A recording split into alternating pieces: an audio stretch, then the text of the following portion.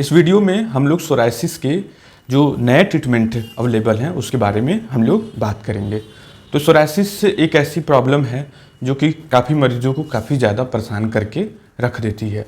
जो छोटे मोटे पैचेज होते हैं या जिनके बहुत ही लिमिटेड सोराइसिस के पैचेज होते हैं, जैसे less than 5% body surface area, less than 2% body surface area, तो उन केसेस में जो लगाने वाली दवाइयाँ हैं वो काफ़ी ज़्यादा कारगर दवाइयाँ अभी उपलब्ध हैं।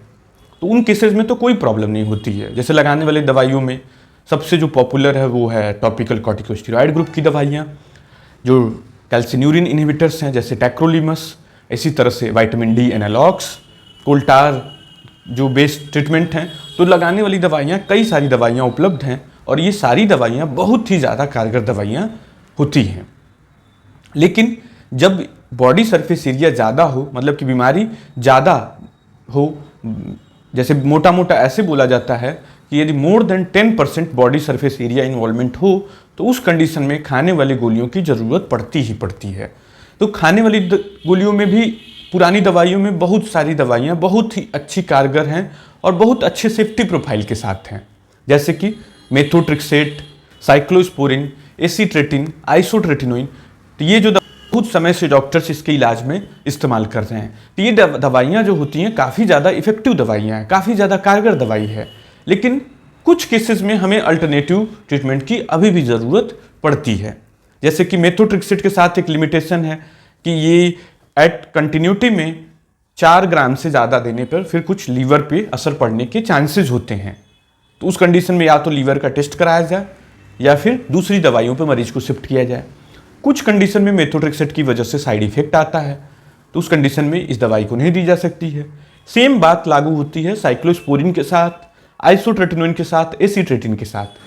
तो ये दवाइयाँ ऐसे तो बहुत ही कारगर हैं, लेकिन कुछ केसेस में प्रॉब्लम सिचुएशन होने की वजह से ये दवाइयाँ नहीं दी जा सकती थी, जिस वजह से सोराइसिस के पेशेंट काफ़ी ज़्यादा सफ़र करते थे।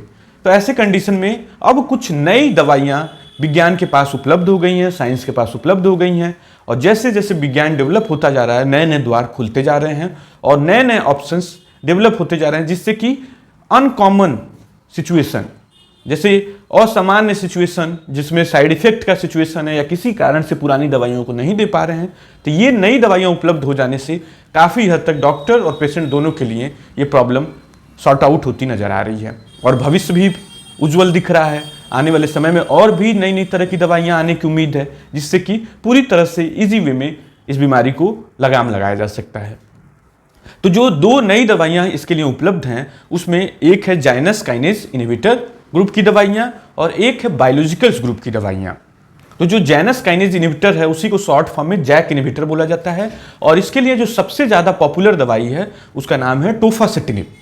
तो टोफासिटिनिब जो दवाई है वो खाने वाली गोली के रूप में और लगाने वाली जेल के रूप में उपलब्ध है। इसी तरह से जो दूसरी दवाई है बेरेसिटिनिब, वो केवल खाने वाली दवाई के रूप में उपलब्ध है। तीसरी दवाई जो है रुक्सोलिटिनिब, तो ये दवाई केवल लगाने वाली क्रीम के रूप में उपलब्ध है, और अभी डॉक्टर्स इसका इस्तेमाल सफ़ेद दाग की बीमारी विटिलाइगो में कर रहे हैं रुक्सोलिटिनिब का। टोफासिटिनिब का विटिलाइगो में भी यूज़ हो रहा है, सोराइसिस में भी काफ़ी ज़्यादा यूज़ हो रहा है, इसी तरह कुछ और भी बीमारियां उसमें भी काफ़ी ज़्यादा यूज़ हो रहा है। तो ये जो दवाइयां जैक इनहिबिटर, ये काफ़ी कारगर दवाइयां उभरी हैं और जो कन्वेंशनल ट्रीटमेंट है, पुराना जो ट्रीटमेंट है, उसके अल्टरनेटिव ऑप्शन के तौर पर भी उभरी हैं।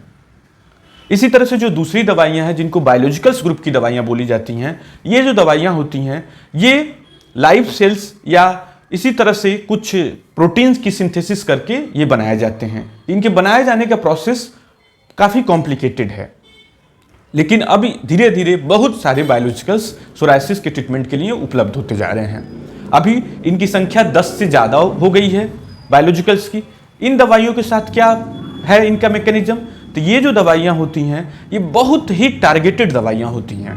मतलब कि जो पुरानी कन्वेंशनल दवाइयाँ होती थी वो जनरल इम्यूनोसप्रेसिव ग्रुप की दवाइयाँ होती थी, लेकिन ये जो दवाइयाँ हैं ये दवाइयाँ किसी स्पेसिफिक मॉलिक्यूल के खिलाफ काम करती हैं और डायरेक्टली सोराइसिस की जो पैथोलॉजी है उसके खिलाफ हिट करती हैं। मतलब कि ये जनरल इम्यूनोसप्रेशन ना करके जो सोराइसिस बीमारी में जो गड़बड़ी है उसको डायरेक्टली हिट करती हैं। तो अभी इसमें 10 से ज़्यादा तरीके की बायोलॉजिकल आ चुकी हैं। तो आप समझ सकते हैं कि किस तरह से साइंस तेजी से एक्सपैंड हो रहा है और तेजी से नए नए ऑप्शंस देते जा रहा है। इंडिया में अभी 4 बायोलॉजिकल ग्रुप की दवाइयां उपलब्ध हैं। तो 4 में कौन कौन सी हैं? इन्फ्लिक्सीमैब, एडेलीमुमाब, इटारसेप्ट एंड इटोलीजुमाब। तो ये 4 दवाइयां जो हैं इंडिया में बनाई जा रही हैं और आसानी से उपलब्ध हैं। जो बाकी दवाइयां हैं उन्हें इंपोर्ट करना पड़ता है, उन्हें मंगाना पड़ता है किसी विशेष सिचुएशन में। हालांकि इन 4 दवाइयों से ही अधिकांश मरीजों का डिफिकल्ट सिचुएशन में, खराब परिस्थितियों में और सामान्य परिस्थितियों में डॉक्टर इनसे उपयोग में ला करके इससे काफ़ी ज़्यादा फायदा निकाल ले रहे हैं। ये दवाइयाँ चूँकि काफ़ी रिफाइंड और काफ़ी टेक्निकल मैटर में बनाई जाती हैं, तो इस वजह से अभी इंडिया में बहुत ही ज़्यादा महंगी हैं। मतलब इनकी कीमत 20,000, 30,000, 40,000 इस तरह से रेट में है। तो इस वजह से अभी भी डॉक्टर के हाथ खुल नहीं पाए हैं और कोशिश डॉक्टर की रहती है कि असामान्य डिफ़िकल्ट केसेस में ही इन दवाइयों को इस्तेमाल किया जाए। जिस दिन इनकी दवाइयों का दाम कम हो जाएगा तो हो सके तो इन दवाइयों का बहुत धड़ल्ले से, बहुत तेज़ी से इस्तेमाल होने लगे। दूसरी, इन दोनों ग्रुप की दवाइयों चूँकि नई हैं और डॉक्टर्स का भी एक्सपीरियंस बहुत ज़्यादा नहीं है, तो अभी जो गाइडलाइंस हैं उसमें इन दवाइयों को तमाम तरह के टेस्ट करने के बाद ही दी जा सकती हैं। जैसे कि ये दवाइयाँ चूँकि ये भी एक इम्यूनोसप्रेसिव ग्रुप की दवाइयाँ हैं, तो बॉडी में इन्फेक्शंस को स्क्रीन करना बहुत ही ज़्यादा ज़रूरी है। जैसे कि सबसे मेन जो इन्फेक्शन होते हैं उसमें टीबी की, डॉक्टर इन दवाइयों को देने से पहले टीबी का एक टेस्ट करेगा जो कि मैंटू टेस्ट के नाम से काफ़ी ज़्यादा पॉपुलर है। इसी तरह से कुछ और भी टीबी के टेस्ट होते हैं। चेस्ट का एक्सरे करवाएगा, छाती का एक्सरे, उससे भी पता लगाया जाएगा कि छाती में कोई ट्यूबरकुलोसिस या कोई और इन्फेक्शन के साइन तो नहीं है। इसी तरह से वायरल मार्कर भी करवाता है, जैसे कि hepatitis B, hepatitis C, HIV। तो इन कंडीशन में साधारणतः ये दवाइयाँ नहीं उपयोग में लाई जाती हैं, क्योंकि ऐसा माना जाता है कि इनसे ये इन्फेक्शन काफ़ी ज़्यादा बढ़ सकते हैं। तो इस वजह से इस सिचुएशन में यहाँ पर इन दवाइयों से भी प्रॉब्लम फंस गई। मतलब यदि मरीज को ये सब बीमारियाँ हैं तो ये सब दवाई, नई दवाइयाँ जो जिनका नाम लिया गया है, वो दवाइयाँ अभी उपयोग में नहीं लाई जा रही हैं। लेकिन हो सके जैसे जैसे डॉक्टर्स का, साइंटिस्ट का अनुभव बढ़े तो ये दवाइयाँ भी इस्तेमाल की जाने लगें।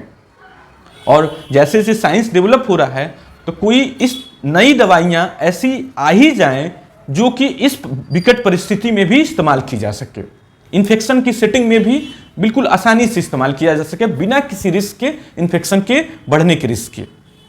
तो ये जो दवाइयाँ हैं, ये दवाइयाँ काफ़ी सुरक्षित पाई गई हैं, जैसे कन्वेंशनल मेडिसिन है। हालांकि इनसे भी कुछ साइड इफ़ेक्ट्स देखे गए हैं और कभी कभी कुछ सीरियस साइड इफ़ेक्ट भी देखे गए हैं। ये दवाइयाँ केवल डॉक्टर की निगरानी में, केवल स्किन डॉक्टर की निगरानी में ही ली जा सकती हैं।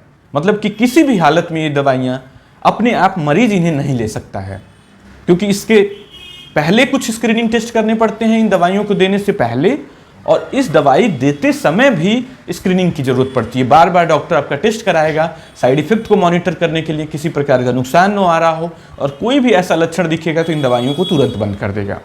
जैसे कि इन्फेक्शन का रिस्क इन दवाइयों से ज़्यादा देखने को पाया गया है, जैसे कि नाक का, अपर रेस्पिरेटरी ट्रैक्ट का, सांस के ऊपरी हिस्से का, सांस के निचले ट्रैक्ट का, पेशाब के रास्ते का भी इन्फेक्शन ज़्यादा देखा गया है। तो जो एक डर था कि इन दवाइयों से इन्फेक्शन बढ़ने का रिस्क है, वो स्टडीज जैसे जैसे डॉक्टर इस्तेमाल कर रहे हैं तो वो डर सही भी साबित हो रहा है। हालांकि ये इन्फेक्शन गंभीर क्वालिटी के नहीं हैं, तो कोई डरने की बात नहीं है। यदि हल्का फुल्का इन्फेक्शन होता है तो डॉक्टर एंटीबायोटिक और कुछ और बेसिक तरीकों से इनको हैंडल कर लेता है। तो दवाई देने के बाद यदि इन्फेक्शन होता है तो कोई बहुत घबराने वाली बात नहीं होती है, उस कंडीशन में ईजिली मैनेज कर लिया जाता है। तो इस तरह से धीरे धीरे नए नए ऑप्शन सोराइसिस के डेवलप होते जा रहे हैं, और आने वाले समय में सोराइसिस जो है वो और अच्छे से हैंडल किया जा सकता है। लेकिन अभी भी एक बहुत महत्वपूर्ण चीज़ ये है कि ये जितनी भी दवाइयों की मैंने बात की, चाहे पुरानी दवाइयाँ या जो जितनी भी नई दवाइयाँ निकल के आई हैं, ये कोई भी दवाई इसमें से सोराइसिस बीमारी को जड़ से नहीं ख़त्म करती है। मतलब परमानेंटली इस बीमारी को इलाज करने के लिए अभी तक साइंस के पास कोई भी ऑप्शन नहीं मौजूद है। सोराइसिस पूरी तरह से दब जाती है इन दवाइयों से, चमड़ी बिल्कुल नॉर्मल हो जाती है, एकदम से ही नॉर्मल, कोई देख के भी नहीं बता सकता है कि व्यक्ति को सोराइसिस रहा हो। और ये जो सोराइसिस दबने की प्रक्रिया है ये कुछ महीनों तक हो सकती है, कभी कभी साल में भी सोराइसिस इन दवाइयों से दब जाती है। विशेष करके बायोलॉजिकल से जो रेमिशन पीरियड है, बीमारी के दबने का समय, वो काफ़ी लंबा है। बायोलॉजिकल वाली जो ग्रुप की दवाइयाँ हैं। लेकिन इनमें से कोई भी दवाई इस बीमारी को पूरी तरह से जड़ से ठीक नहीं करती है। कुछ मरीजों में बीमारी लंबे समय के लिए चली जाती है, कभी कभी ख़त्म भी हो जाती है, लेकिन उस कंडीशन में भी ये दवाइयाँ उसको नहीं ख़त्म करती हैं। यदि आपकी सोरायसिस ख़त्म हो जाती है तो वो देखा गया कि नेचुरल प्रोसेस में ही कुछ मरीजों में स्पॉन्टेनियस रेमिशन, स्पॉन्टेनियस रेजोल्यूशन पाया गया है। लेकिन कोई भी दवाई अभी तक डॉक्टर इस निष्कर्ष पर नहीं पहुँचे हैं कि कोई भी दवाई इस बीमारी को जड़ से ख़त्म कर दे। तो हो सके फ्यूचर जैसे से डेवलप हो रहा है तो ऐसी नई दवाइयाँ आ जाएं जो इस बीमारी को जड़ से ख़त्म कर दे। Thank you.